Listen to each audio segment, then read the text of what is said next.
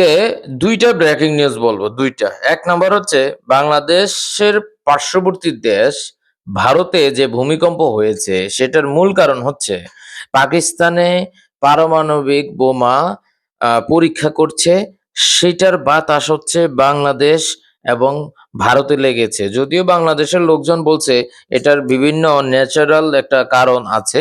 কিন্তু ভারতীয় যারা আছে তারা বলছে যে পাকিস্তানে পারমাণবিক বোমা হচ্ছে প্র্যাকটিস করছে।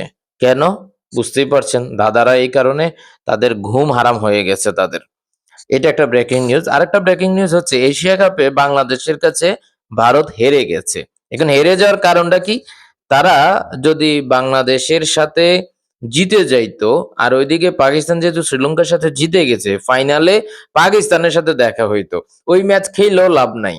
এখন ভারত যদি জিততো তাহলে ওই যে এশিয়ান ক্রিকেট কাউন্সিলের যে প্রধান নাকভি, মহসিন নাকভি, সে হচ্ছে কাপটা ভারতকে দিত না। এই কারণে ভারতের এরা চিন্তা করছে যে বাংলাদেশের সাথে হারতে হবে। দেখেন নাই সুপার ওভারে যাইয়া ২ টাই আন্ডা মারছে। এই কারণে হচ্ছে বাংলাদেশ জিততে চায় নাই। দেখেন নাই আকবর আলী কি করছে, যেটা বলটা ধরে রাখলে হচ্ছে বাংলাদেশ জিতে যেত, সে কি করছে রান আউট করতে যাইয়া বলটা সিস্টেমে হচ্ছে দূরে ফালাই দিছে। দূরে ফালাই দেওয়ার কারণে কি হয়েছে, আরো একটা রান নেওয়ার সুযোগ পেয়েছে। ভারতের ওই ব্যাটসম্যান কিন্তু জানতো না কাহিনীটা, সেই কাহিনীটা জানতো হচ্ছে জিতেশ শর্মা আর আকবর আলী। ঠিক আছে, এখন আকবর আলী কিরে, আমি জিতে দিতে চাচ্ছি কিন্তু এরা তো সুপার ওভারে যে আর রানই করতে পারলো না। পরে আর কি ওই সুয়াশায় সে কি করলো, না যেহেতু জিতেশ শর্মা কইছে ম্যাচ এটা বাংলাদেশে জিতেই দিতে হইব, এত ওয়াইড মেরে বাংলাদেশে জিতেই দিছে। সো বুঝতে পারছেন কাহিনীটা কি? ২ টা ব্রেকিং নিউজ।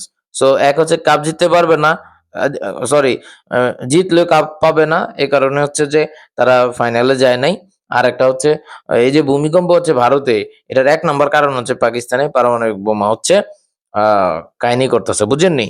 এই হলো আজকের ২ টা ব্রেকিং নিউজ। ২ টা ব্রেকিং নিউজ কেমন লাগছে আপনারা কমেন্টে জানান। ধন্যবাদ, ভালো থাকেন।